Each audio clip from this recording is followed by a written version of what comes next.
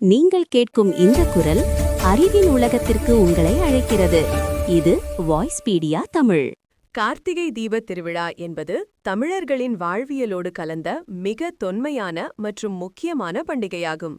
இது விளக்குகளின் திருவிழா என்றும் அழைக்கப்படுகிறது. இதனை பற்றிய முக்கிய தகவல்கள் இங்கே.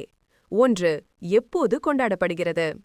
தமிழ் மாதமான கார்த்திகை மாதத்தில் பௌர்ணமி திதியும் கார்த்திகை நட்சத்திரமும் சேரும் நன்னாளில் இந்த விழா கொண்டாடப்படுகிறது. 2. இதிகாச புராண கதைகள். இந்த விழாவிற்கு 2 முக்கிய பின்னணிகள் உள்ளன. 1. சிவபெருமான் அண்ணாமலையார். பிரம்மாவுக்கும் விஷ்ணுவுக்கும் இடையில் யார் பெரியவர் என்ற போட்டி வந்தபோது சிவபெருமான் அடிமுடி காண முடியாத மாபெரும் அக்னி பிழம்பாக ஜோதி வடிவமாக நின்றார். அந்த நாளே கார்த்திகை தீப திருநாளாக கொண்டாடப்படுகிறது. இதுவே திருவண்ணாமலையில் மகா தீபம் ஏற்றும் நிகழ்வாகவும் உள்ளது. 2. முருகப்பெருமான். சிவபெருமானின் நெற்றிக்கண்ணிலிருந்து வெளியான 6 தீப்பொறிகள் சரவண பொய்கையில் 6 குழந்தைகளாக மாறின. அந்த குழந்தைகளை கார்த்திகை பெண்கள் 6 வளர்த்தனர்.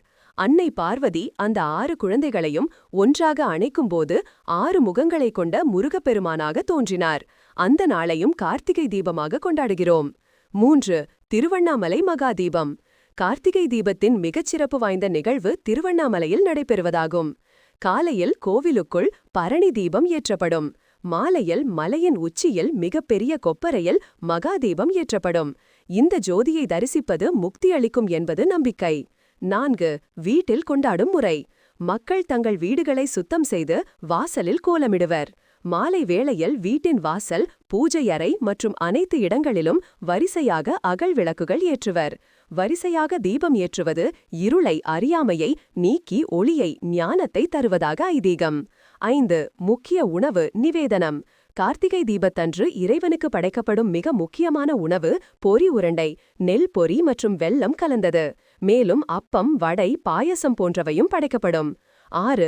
சொக்கப்பனை கொளுத்துதர். சிவன் கோவில்களில் பனை ஓலைகளால் வேயப்பட்ட சொக்கப்பனையை தீயிட்டு கொளுத்துவார்கள். சிவன் ஜோதி வடிவமாக தோன்றியதை இது குறிக்கிறது. தத்துவம். அறியாமை எனும் இருளை அகற்றி ஞானம் எனும் ஒளியை ஏற்றுவதே கார்த்திகை தீபத்தின் அடிப்படை தத்துவமாகும்.